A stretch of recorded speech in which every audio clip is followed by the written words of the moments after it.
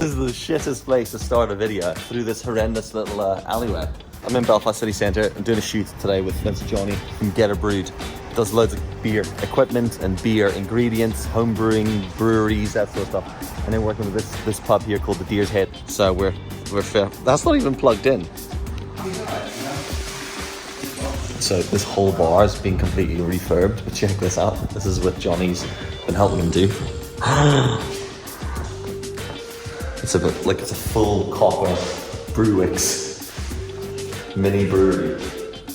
They're gonna be brewing the beer here, and you can drink it in this bar. How cool is that?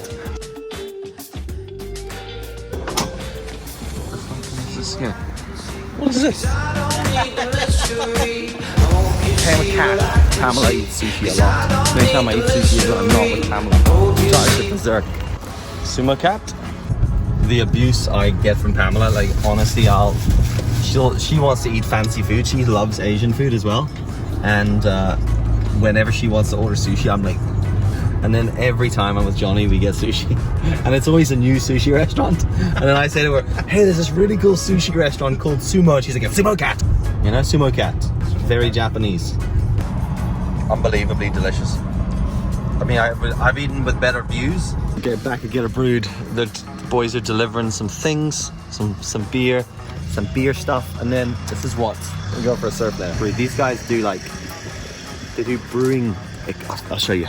Look, they do like brewing equipment. So if you homebrew beer or wine or cider, or you're a brewery in Ireland, the UK, or anywhere really, this is all grain, like malt, that you would use to make beer with. They do tons of like equipment, things like that, you know? You can, to make the beer, bits and pieces. This is the setup here we're shooting. I rolled in grease as well by mistake. As we tried to start shooting this, about 300 lorries pulled up. Trying to find a space in a working warehouse distribution unit is very tricky. We keep chopping and changing. I wanted to do some stuff outside there with a bit of a bright background, but we needed to be away from direct sunlight. We also needed to be away from the wind. So running a 2-camera setup. Got the A7 III sitting this side. And I'm running an A7 S3 in my hand, 2470. I'm running a VL150 Godox light up here, knocking just a little bit of light onto the subjects, so I can expose it for the bright area and then light the subject up. A lav mic on one of the guys. This is my little makeshift setup. MKE 600 mic with the wind muff. Dead cat. Easy. And then I'm running the AVX wireless system in here, right? Into the back of this cam. So I'm getting audio because there's gonna be 2 of them at one point. I like a redundancy audio, just in case. But also with jobs like this, you're always trying to find a way to shoot good audio, good video consistently, but also without fucking around and spending 600 hours lav micing people up. Lavs are great, but they can be a pain in the ass. And a lot of the time I want something that can hook up quite quickly and move about and maybe shoot with 2 people. Something like this is pretty good because I can have the 2 subjects standing here, right? You get cam 1, light, mic pointing at them. That one is off. And then that mic actually is going to pick up both these guys pretty well. And just as whenever the trucks will piss off and everyone stops loading and stuff. Yeah? Any time today? Yeah, we're nearly there. Sweet baby Jesus, there's a lot of lorries. There's an old British TV show called British Empire. If you've ever watched British Empire. Yeah? You watch it? That's what this place reminds me of sometimes. Just elements, there's some very unique characters that work here. Johnny's dad, Johnny owns the place, Johnny's dad being one of them. We set up to film, then loads of old men with trucks and cars and forklifts. What is happening here? What's he doing? What's he doing? Fighting the broomstick? Look, see? Oh, it's a Yeti in there shouting. Let's shoot.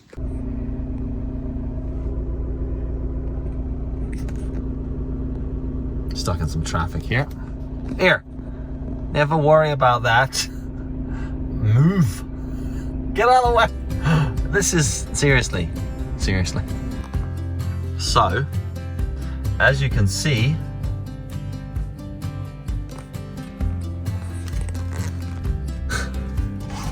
wow. You know, there's no waves. There's an onshore wind, which is why all of that looks like mega choppy and messy and shit out there. But there is, when the waves do come through, they're a decent size. There's absolutely no wind tomorrow morning, so I think what I'm gonna do is just camp, stay in the van overnight and surf first thing in the morning and then head home. That's the benefit of having a van.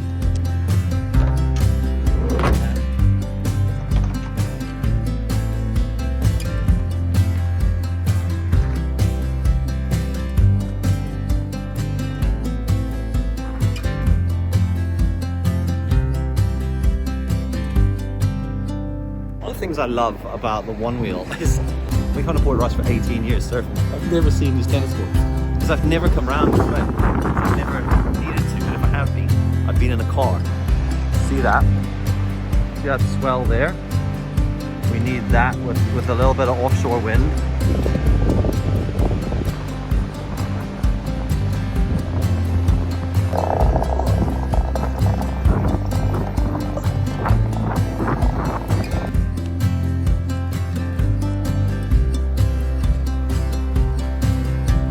Look at that.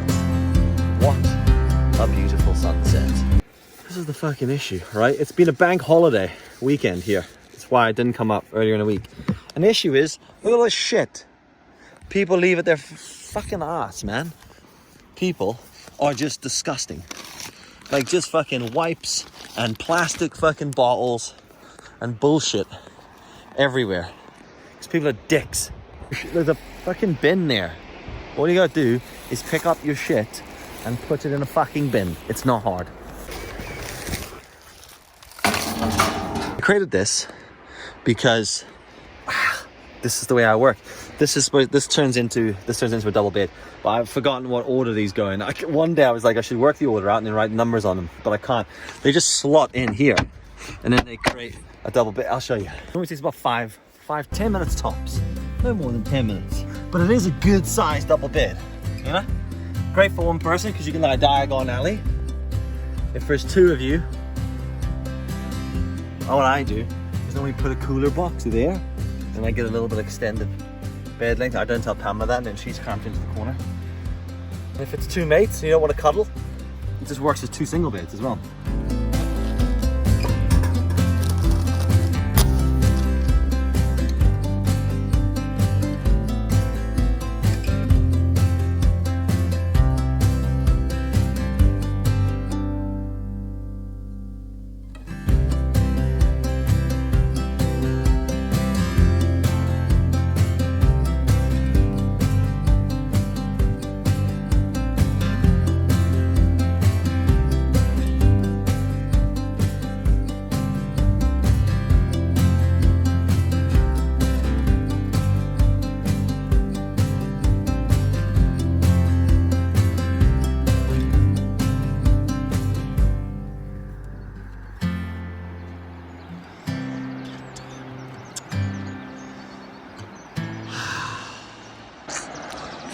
Not quite worth bothering getting in the water for. That looks slightly more promising.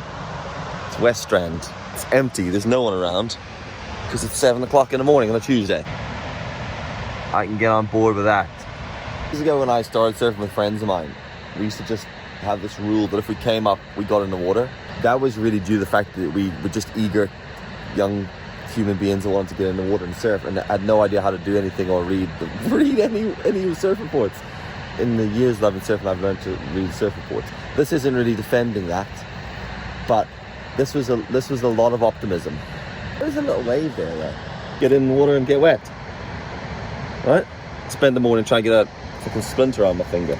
Let's do that. Suit up. And over those years, those guys that I surfed with stopped surfing. I made new surf friends, don't worry. It doesn't help not living on the north coast.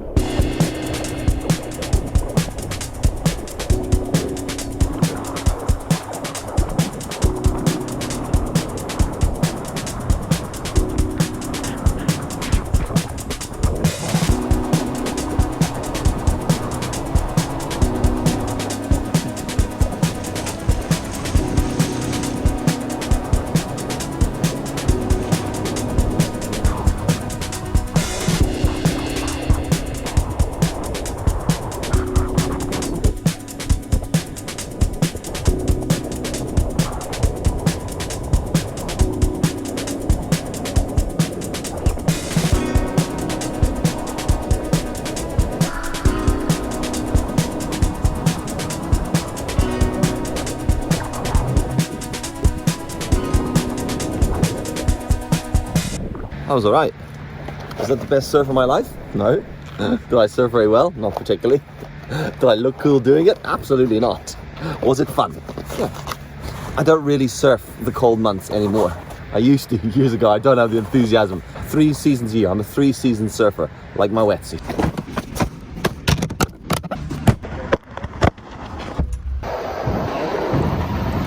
Writing this down, there's a guy here called Ricky who runs a surf school, and there's a bunch of other guys.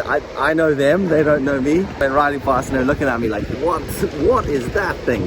The one wheel, by the way. I rolled up to them and they looked at me and I started to go, do you want to go? And they were like, are you controlling that with the banana? Because it looked like I was like this. Like the way you would have boosted the board as a controller. I was like, no, I'm just going to eat the banana. And the board with my feet. They were winding me up, obviously. Coffee. Still got the banana in my hand. Keep talking to people holding the banana.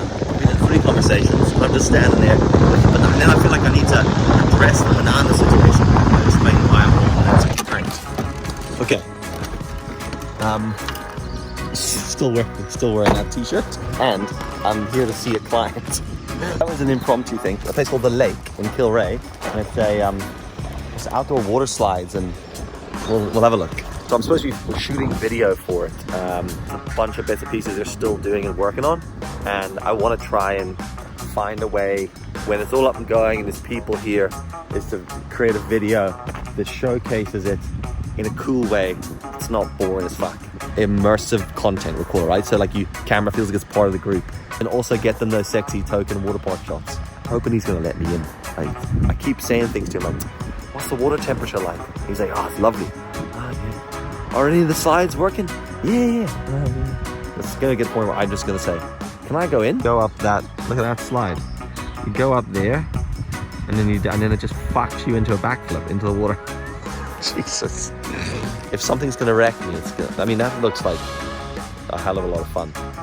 But then you just end up on your head? What happens to you when you go, what happened? So if he lets me go in the water, I'm gonna do it with a GoPro mouth mount and see what it's like. And that will get those shots. This is my summer suit, right? Let's be honest here, folks. I've put on a bit of weight, right? I'm not gonna lie about it. I've not worn the suit in a couple of years because normally when I surf, I just surf in my other wetsuit. And needless to say, it's tight. All right, this is the second attempt. Trying to zip this bitch up. Thinking I can't pull it up any higher. I don't think I can zip my suit up.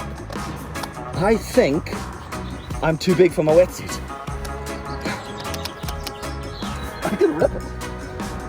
I can't get my suit on. I actually can't. I can't get my wetsuit on. I'm too big for my wetsuit. It must have shrunk. Right, put the wet one in. That's gonna be horrible. If ever there was a driver to lose a bit of weight, it's the fact that I can't get into my own wetsuit. You're gonna need boots for this. I'm just doing it in bare feet because I can't be able to put my boots on. Oh, as I stand on a stone. Ah.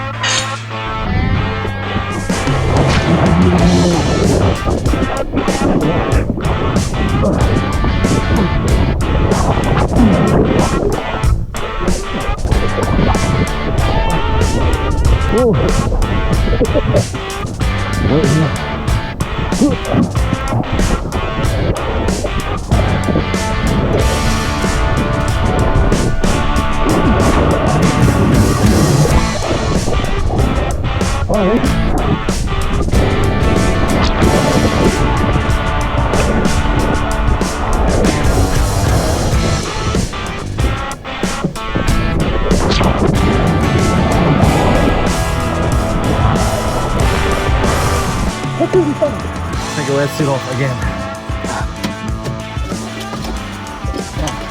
Neck sore, not from that, just from because my back's sore. This shit here, Real Cannabis Club. They're from Derry here in Northern Ireland, but I use the CBD balm. This is like a pain balm they do. Oh, see, put it on my neck and back. Did some work for these guys a few years ago, and that stuff works a treat. Like, I mean, look, some people say it's placebo. I don't know. I feel it works. It definitely eases my pain, like joint pains and muscle pains. Works a treat for me. Right, let's get out of here.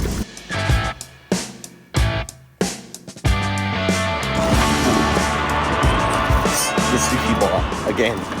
So when I said about Pamela, she was like, course she went to the sushi bar. So I was like, don't worry, I'll get you some. One day I'll get you some. And then she messaged me this morning and said, on your way back from the surf, can you get me some of that sushi? Absolutely, because I'm gonna get myself some. This is the bit that I hate, pack downs. If you're good, you pack down stuff correctly on the location. But sometimes I just can't be bothered. And I just throw everything into my bag in a jumble, then I need to organize it. Oh, lights and tripods. Dears. So much fun pack. Here we go in the fridge. Some of these are for photos, some of these are for the fridge. Yeah. The fridge to drink. Fucking hole. I've tried a few different ways of mounting these every time I move office. And this time I tried industrial strength, double-sided Velcro tape. Put quite a big chunks on each bit. It can't even hold a block of foam. Piece of pizza. Don't hammer. Fuck you, that fuck, man. I put the fucking drill in my arm and it drilled it. Touched my arm. Fuck, that was hot. See, we kept falling down off the wall, so the screws in the top will just hold them in place. That wasn't the best surf that I've ever had in my life by far. It's nice to get out and do those things. Physically and mentally, giving yourself the space to breathe and work things out and all those sort of things. So it was nice to just get out in the van. You know, to see doing something that simple makes me feel way younger. Sometimes I feel like I'm, you know, mid to late 40s the way I get on, and I'm like mid 30s. Nah, 36, 30. 36 is mid 30s, isn't it? It is. Anyway, cool. Look, thanks for watching. Hope you enjoyed it. I want to do more rough vlog things like this because I enjoy doing them. So cheers, and I'll catch you in the next video.